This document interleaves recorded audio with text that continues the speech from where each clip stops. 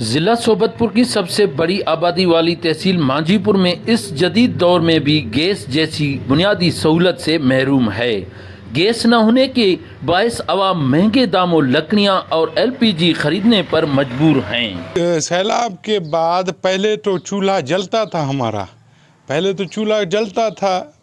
ہم اپنی روزی روٹی مطلب کھانے وغیرہ کر لیتے تھے، لیکن ابھی تو وہ گیس اس میں گو کی بھی آواز، ہوا بھی نہیں آ رہی کہ ہم اس کو کچھ چلا سکیں۔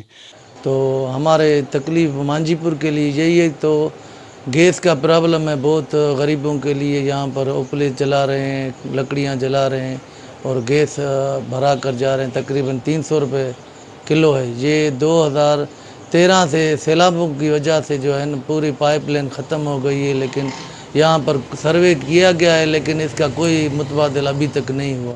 اور گیس بالکل نہ ہیں، اور چھینا باروں تھا 200-250 میں بوری وٹھوں تھا چھیڑن جو، اصل بار بھی بیمار تھین تھا، چھینا بڑی بھی نہ تھا جھلن۔ مہربانی کرے اور پائپ لائن کے صفائی کرن، پانی تس الائے چھا تس، گیس آئے نہ سوبتپور کو بند کرن تھا، مانجھی پور دے گیس آئے بھی نہ۔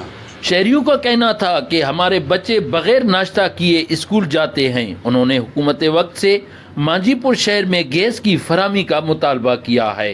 سردار بنگلزئی، وش نیوز، سوبتپور۔